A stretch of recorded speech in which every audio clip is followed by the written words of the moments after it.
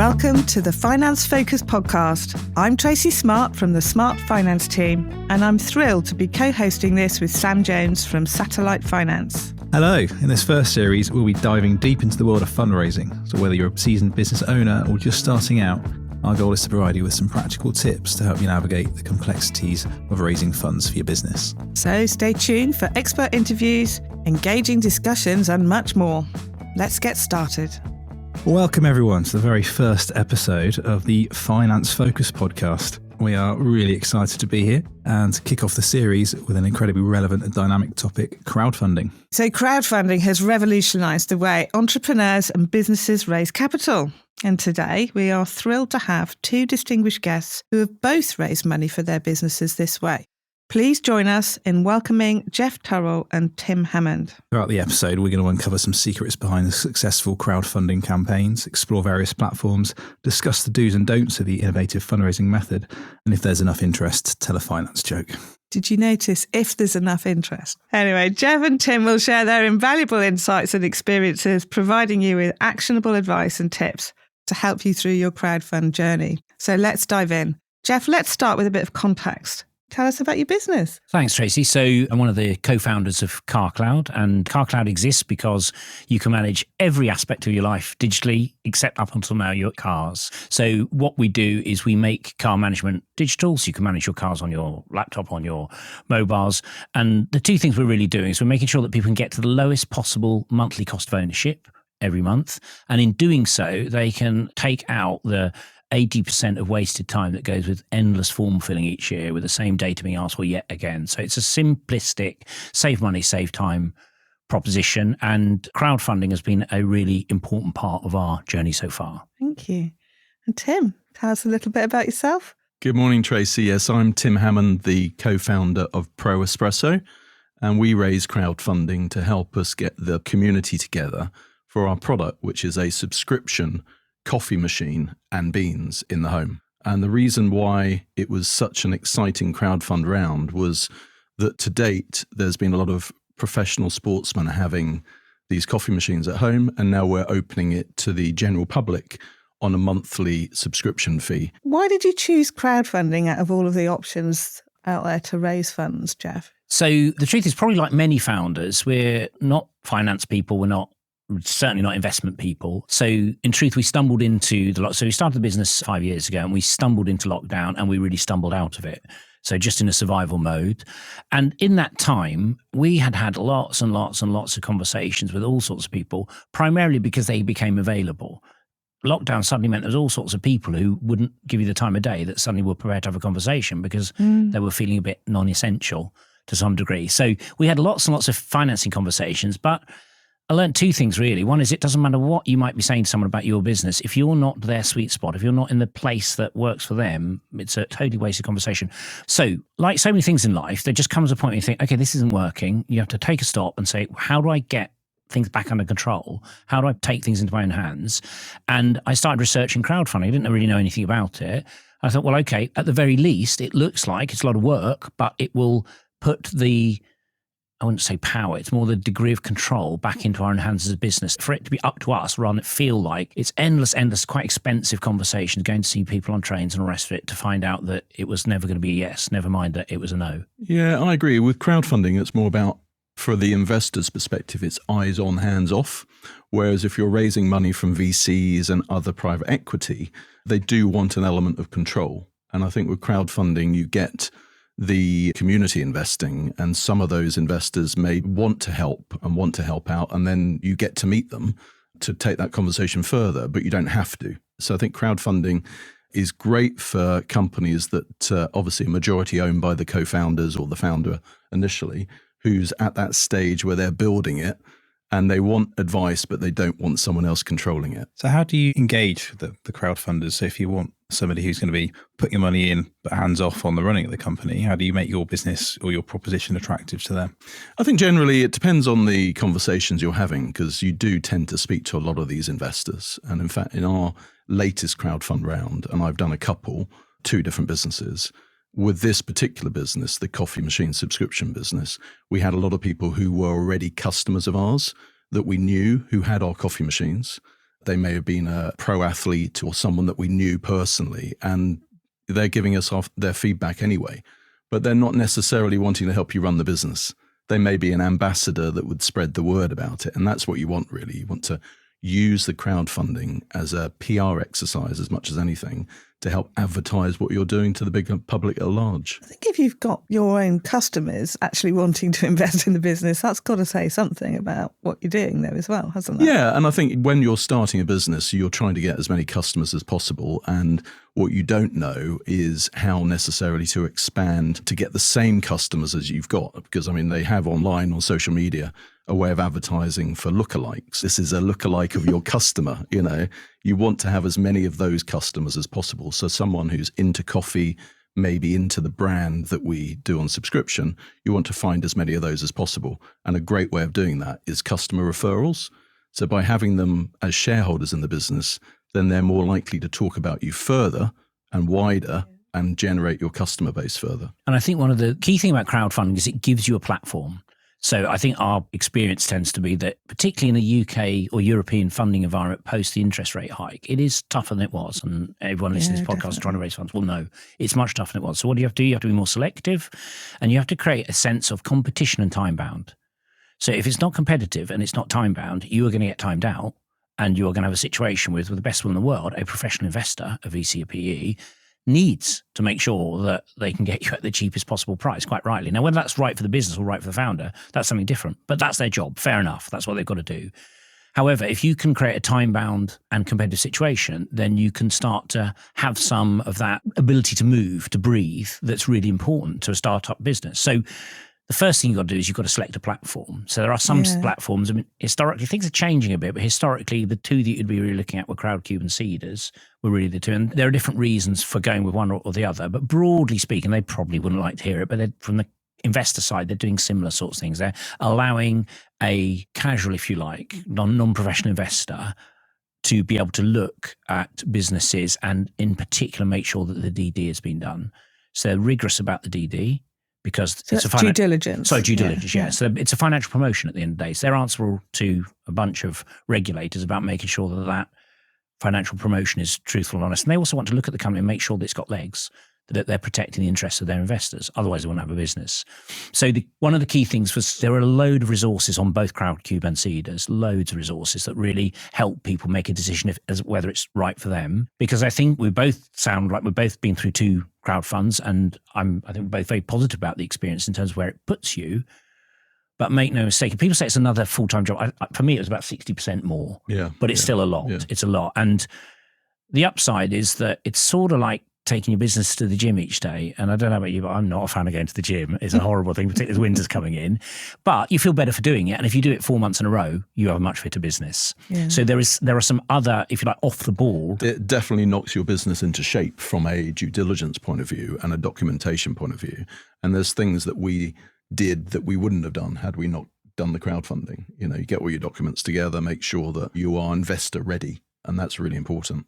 Because whether that investor is a crowdfunder or a VC that comes along, you've got everything together. Yeah, there is an element of having to get your ducks in a line, isn't there, before you start? It's the start of a tiny business. You don't realise that once you've gone through the first month or so, you sort of have a data room. And you also understand, because they're very clear about what's your exit.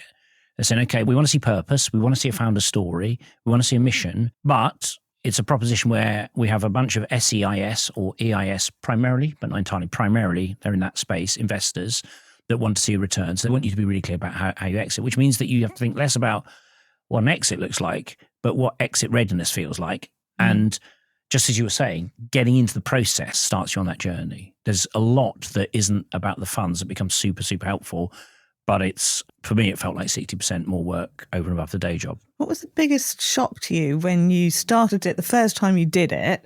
Obviously, it's a new experience that first time. What was the biggest shock? I think it's the time. I think it's the uncertainty, because you do, as Geoff said, you do the due diligence, you do all the documentation, you do a number of other things. You've got to do the graphics, the video, the design. You're putting a big project together. And they do say if you've got two co-founders, you should have one of them focusing on the crowdfund and the other one focusing on the business, because you don't want your business falling away during the time that you're doing the crowdfunding.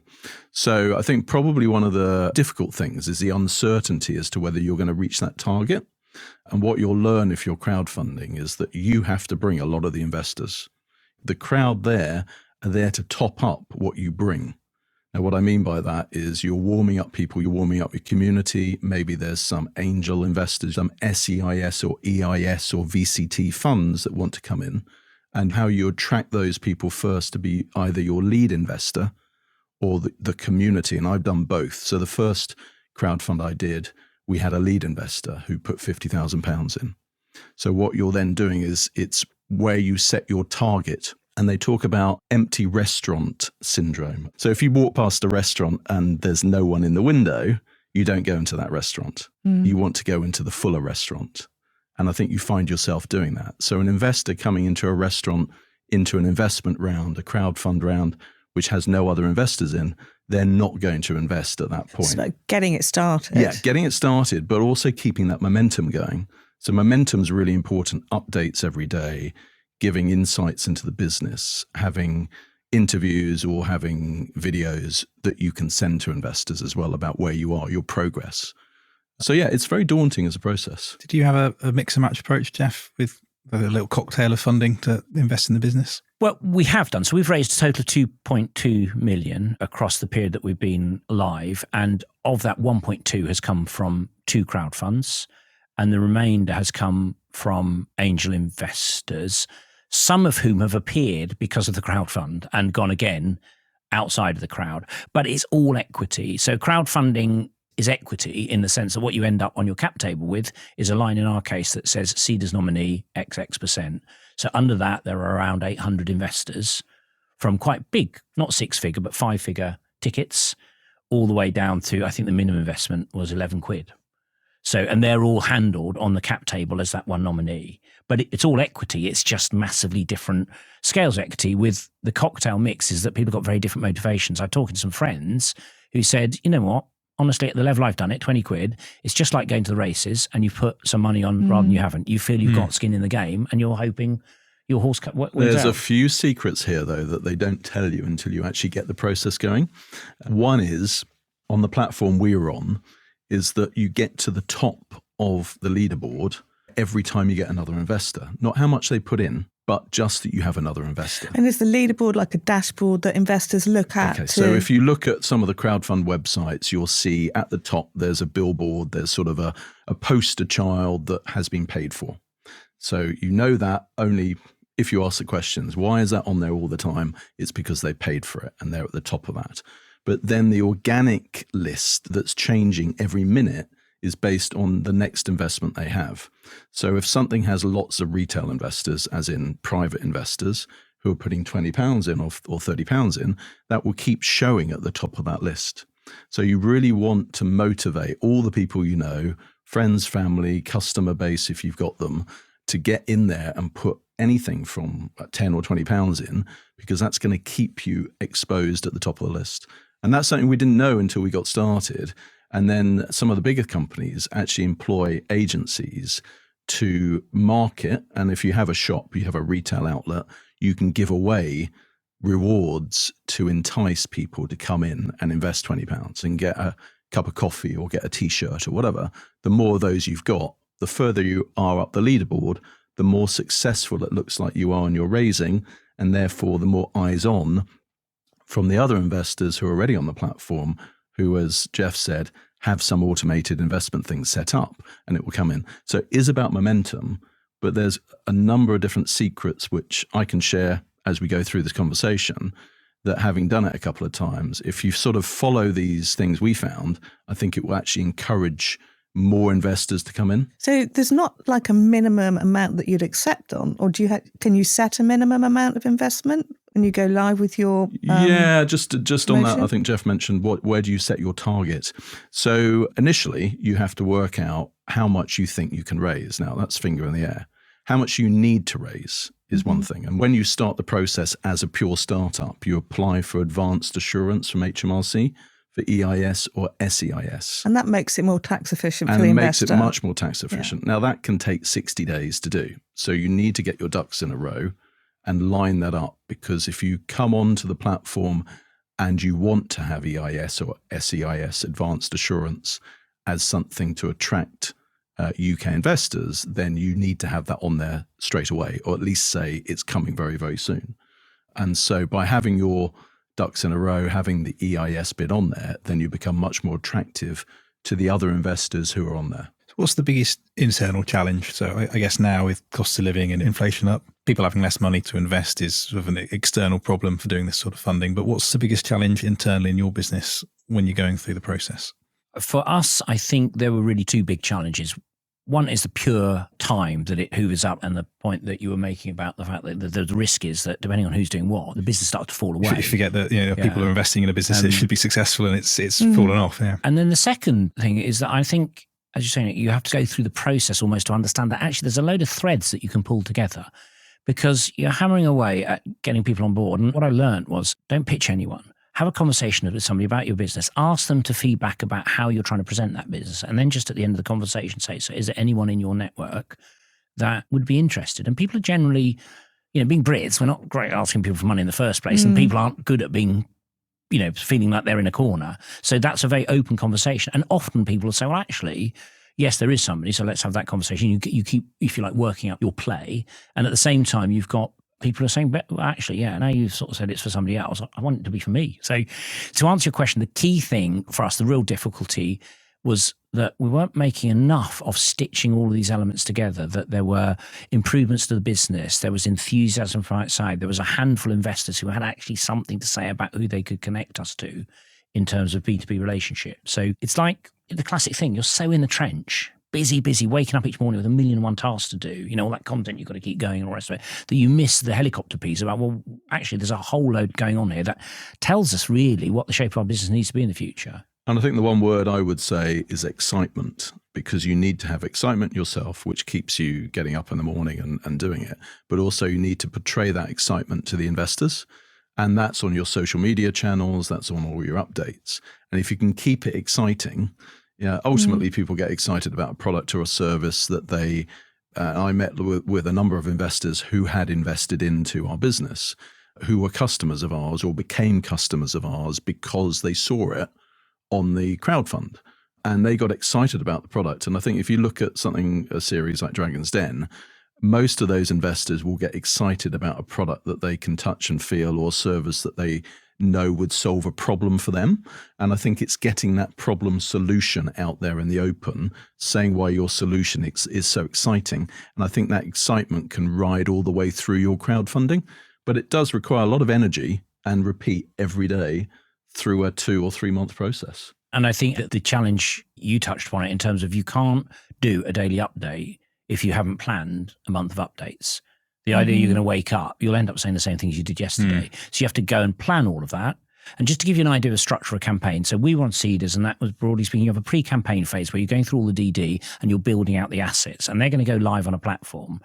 In the case of Seeders, and this may have changed now, they've been taken over by a business called Republic, which is an American business, so it may have changed the profile. But when we did it, you then are in something called Private Live for about 9 to 10 days. Private Live is where all of the people who've made commitments and gone on and registered and done the little quiz and everything will actually then commit. And that's quite a surprise that you would look at it and think, okay, there's all these people who said not necessarily all of them. No, that's because the problem. we were on Crowdcube, and probably very similar to Seeders, is the early intention or the early access, I think they call it, are people who will just put a figure in it. And what annoyed us the most was if someone was interested, at least give us a figure you would be interested in. Don't just set an arbitrary number, which then inflates your early access figure, which you're never going to get. So actually with Crowdcube, there was a calculation as to how much early access is pledged and what you would expect as a percentage of that you should be able to secure. And it's probably around 60-70% maximum. And I think so don't that's get a excited. shock. I think that'll be a shock to people, because I remember we had a separate conversation about that, and you think you're going to be receiving 500,000 or whatever it is, and actually it's only going to be 60% in terms of just set your expectation. People don't always follow through. But there with are their three initial stages on Seeders point, but on Crowdcube, let me explain.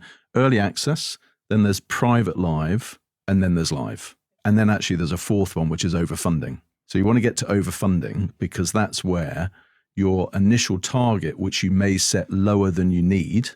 Well, let's say you want to raise £100,000 And you may say, okay, 80,000 is our target because we know if we hit 80,000, we should be able to get up to 100. So there is a process there. Mm-hmm. And you have to think about it a bit like if you were selling your house at auction. It could go brilliantly, but if it's £1 below and it doesn't sell, then it doesn't have a price. And in a company terms, you haven't met your equity position. If you go to 100% and you said, okay, we are at 100%, the company's worth £1,000, then you are worth £1,000. Now, it's a retail investment, so a VC, a PE would look differently at it, but that's your valuation. Of course, if you miss it by £1, then it's nothing. So that decision and tactically understanding what your target is really critical. Again, this may have changed, but at the time that we last did around Seeders were telling us that 91% of businesses that go on Seeders fund, and of those, the average overfunding is 130%. But the sort of health warning is that no one will tell you those that look like they think they're going live and they're told at the last minute, we don't think this is strong enough, we're not doing it. And quite rightly, they're going to be if you think about their businesses, they've got to have a success rate that attracts. So if they think something isn't strong enough, then they'll be quite clear. They won't just push it through. That's quite good though, I think, isn't it? I think, it's painful if you're that business, but it's quite right because they're looking after the interests of their investors, and that's their market. They've got to look after the interests of their investors. And they do prefer if you have a lead investor. I mean, they will say, do you have a lead investor? What proportion of your initial target will that lead investor bring in? And for the 2 rounds we did, 2 different companies, the first company, which was Thursday, a dating app, we brought in a lead investor. And for the second company, which is Espresso, we did that raise this year with Crowdcube. We did it as a community raise. So we didn't actually have a lead angel. We did have the manufacturer of the coffee machines put in some money, so that helped. But that was termed a community raise. So perhaps a little less, the momentum wasn't there from the start in the same way as having a lead investor. So the advice I'd bring, if you can get a lead investor, then they're going to look at it more favorably in terms of putting it on the platform. Now, earlier on, Tim, you teased us with a few secrets that you were going to reveal. And I think our listeners would love to game the system if they can and get an advantage. So absolutely. What can you reveal? What seemed like an afterthought to us was actually probably one of the most important things to have, which is if you have a product, then give away rewards. Because a lot of the retail investors, and I mentioned earlier, where someone may put 10 or 20 pounds in, that's still going to help you as much as £1,000. That 10 or 20 pounds, you can give them a bit of your product. Now, they won't give you 20 pounds worth of product. They won't allow you to give away the same value of the investment, but you have to have a roster of rewards. And I think the secret I would give, or an advice that I didn't really know before setting off, was actually really nail your rewards, because that's going to attract the crowd that you don't know. And that will really help, as Geoff said, keep that momentum going, because obviously you can speak to your own customers, your own investors, and they're investing because they know you or they know the product, whereas people on the platform don't know you. They're getting to know you, and they can be influenced, shall we say, by having rewards, whether that's part of your product, whether it's something special that they don't have that the customers or you can't buy. And I think that would be probably something that's unwritten and not necessarily in the forefront of your mind when you're starting a campaign, that it's about trying to entice people in with part of that product as a reward. You're not a product-based business in that same way, because we're a digital platform. I suppose it would be probably more like to your business, the dating business. There's a limit to what you can do with that in terms of rewards. Can't give away free dates. No, we couldn't. So, I mean, there's a strong element of getting people excited about what you're doing. It's really interesting. There's a tendency, a risk actually, as a founder, that you're overthinking the money side, which is obvious because it doesn't work without the capital. But actually, everybody's about purpose. Everybody's about, well, what is this doing? Is this something I could see I could use in my life? Does it help my mum, my aunt, my sister? Does it help? If I can see it helping, then I'll get involved. And I think relative to the investment market as a whole, if you had to try and segment it, I would imagine, I have no evidence of this beyond looking at the campaigns that succeed, it would seem to be that crowdfunding people, by definition, they are higher in household income terms and by definition, they're investing. So they've got the ability to do that. But I think they would seem to be much, much more purpose-based than the market as a whole. And rightly so, they're not doing it as a business, they're doing it as a retail investor. That becomes really important in the way in which people are genuine and not trying to sort of greenwash their business in any way. But that's really important in terms of those sorts of businesses that have that purpose, that when founders who are listening to this are talking to people and people are really connecting with, oh, that sounds really good. That's great. That's great you're doing that. If anyone ever says that to you, that's probably a business you might be able to crowdfund. There's a million and one other factors you need to meet, but the first one is that purpose. And I think when choosing a platform, there's also an element of seeing what businesses have been funded already on that platform, because those businesses would have brought in investors that may be new to that platform, who have invested in Brewdog or Grind or Revolut or whatever, and picked an area, whether it's a fintech or a product or service, that they like investing in. And they may then choose to invest in SunGod, which do the sunglasses. Maybe they're invest in another clothing brand that someone brings to the platform. So I think choose your platform first based on, obviously, the reviews and whether you know it, and if you know investors who are on that platform already, but also help choose the platform based on what other products are similar or a similar area to yours. I was going to ask, because you both chose different platforms. Why did you choose Crowdcube? We met with them last year, and they have a lot of history in investing or having investments in our industry. They're also very keen cyclists, and cyclists love coffee and they love the brand that we put on subscriptions. So I think that helped get us into that, because we knew we were joining a community that already existed, and that community had invested in other companies that were similar. And Geoff, why did you choose what was Cedars? Well, it wasn't exactly toss of a coin, but it sort of could have been. Crowdcube was bigger in the sense, bigger meaning how many people are on the platform as investors at a time. And we didn't really know. But what we did do, and I say this, is that we signed up with an agency that charged us a relatively small amount of money to coach us through the process. And that for me was really key. I would have no chance would have been able to do it without their help.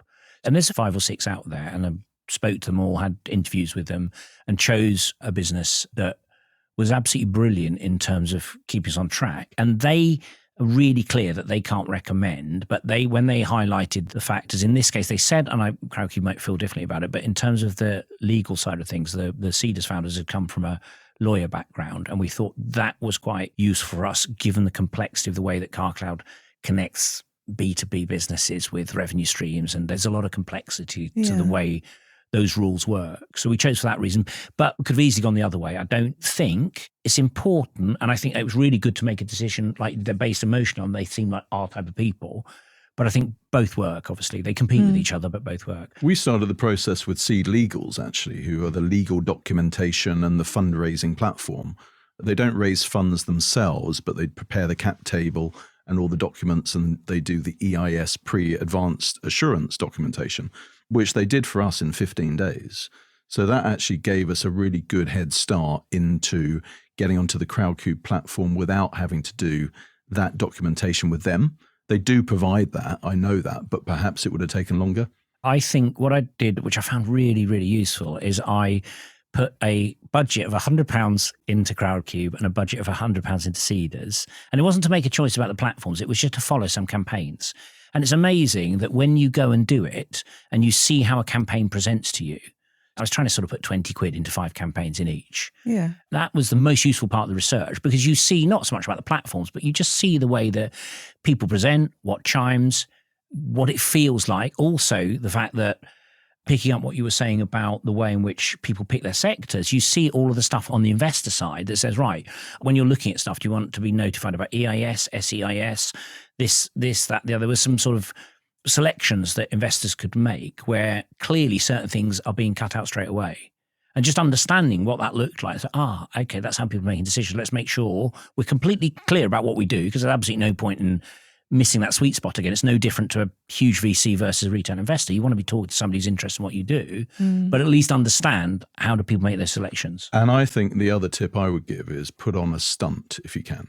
So it used to be in crowdfunding that you'd be able to present, and I think this was pre-COVID, you would present to an audience of investors who would turn up, and you could do a stunt on stage.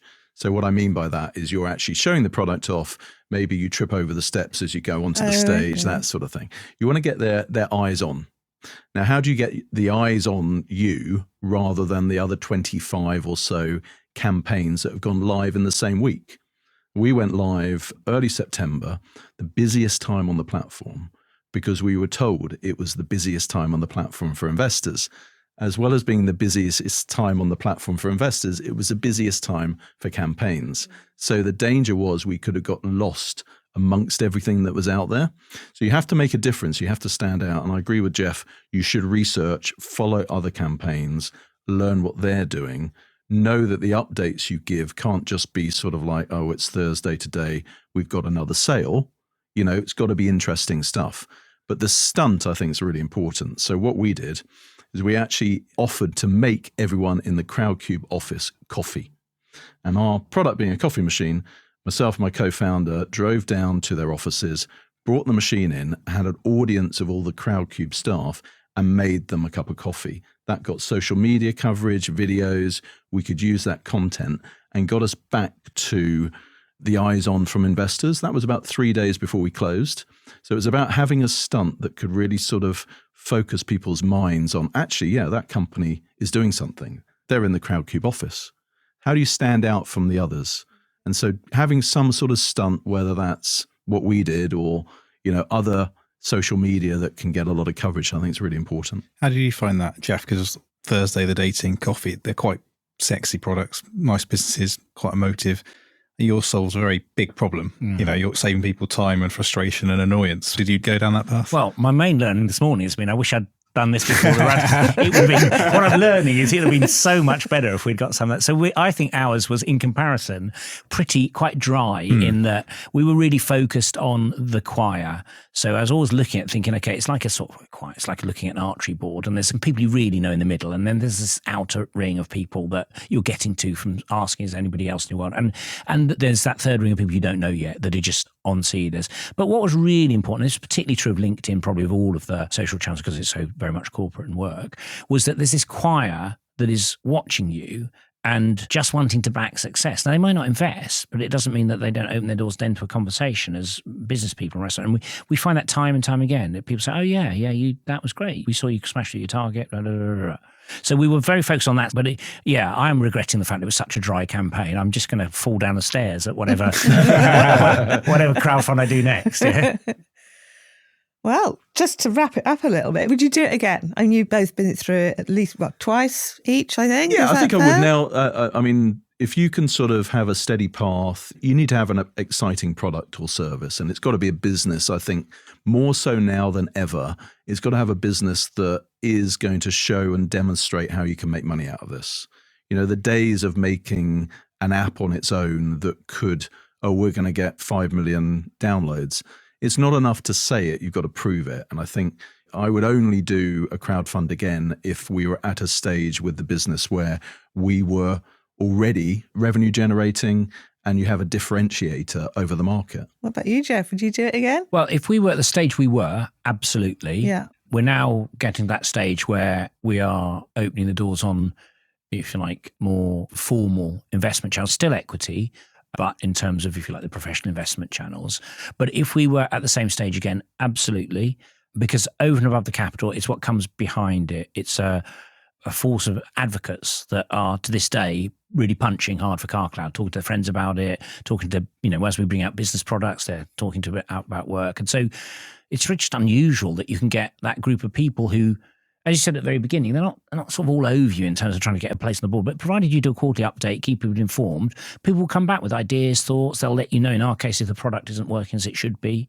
That side of things, super, super valuable. So to answer your question, Tracy, yes, we would do it again. Whether it's right for us going forward. At your stage, yeah. No, but I would never rule it out, because even if it's part of a wider raise, it allows you to do what it says on the tin, which is add to the crowd. And every business needs to be constantly adding to the crowd. Fantastic. Excellent. Thank you very much. That was fascinating. I think my takeaways are that you need to bring lots of energy and not too much, because you need to keep some on your main business, and build some brand ambassadors, people who really believe in your product and will invest in it and be part of it, feel like they're part of that journey. I really appreciate it, guys. Thanks very much for your time. Thank you. Welcome. It's been good. Thank you. Thank you for tuning into this episode of Finance Focus. We hope you enjoyed it, found our discussion insightful, engaging and entertaining. If you have any questions or feedback, please feel free to drop us an email, or you can find us on LinkedIn. Links are in the show notes. We always love hearing from our listeners and look forward to your thoughts, ideas and suggestions. So until next time, stay financially savvy.